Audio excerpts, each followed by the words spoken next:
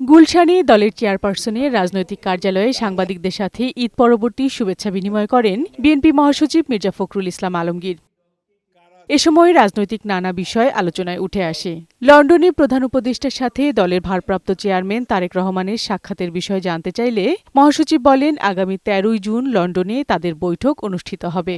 সুনির্দিষ্ট কোনো এজেন্ডা না থাকলেও এই বৈঠক বর্তমান রাজনৈতিক সংকট থেকে উত্তরণের ক্ষেত্রে যুগান্তকারী পদক্ষেপ হবে বলেও জানান তিনি। স্থায়ী কমিটির পক্ষ থেকে তারেক রহমানকে যেকোনো সিদ্ধান্ত নেওয়ার এখতিয়ার দেওয়া হয়েছে বলেও জানান মহাসচিব। এখানে একটা চাপ আছে।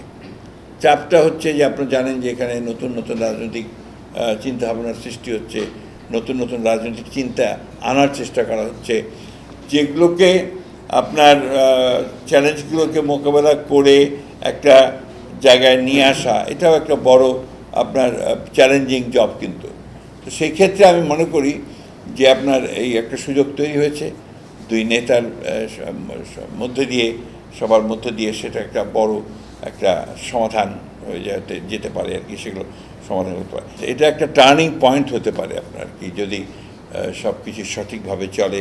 ডিসেম্বরে নির্বাচন সম্ভব জানিয়ে বিএনপি মহাসচিব বলেন, রাজনৈতিক ঐক্য দেশের জন্য এখন সবচেয়ে বেশি গুরুত্বপূর্ণ।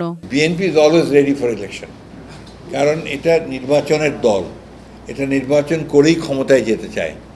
এই যে আপনারা অনেকেই, ভাই আমি তো বিপ্লবী দল নই, খুব পরিষ্কার কথা, আপনারা আমাকে কোট করতে পারেন, আমরা কোনো বিপ্লবী দল নই, আমরা নির্বাচন করেই জনগণের ভোটের মাধ্যমে আমরা ক্ষমতায় যেতে চাই।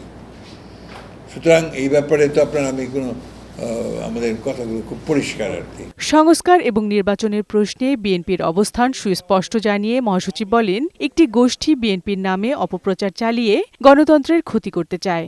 একটা কেমন যেন একটা নেগেটিভ প্রচারণা বিএনপির বিরুদ্ধে চলছে সব জায়গায়। বিউটি সমাদ্দার, বৈশাখী সংবাদ, ঢাকা।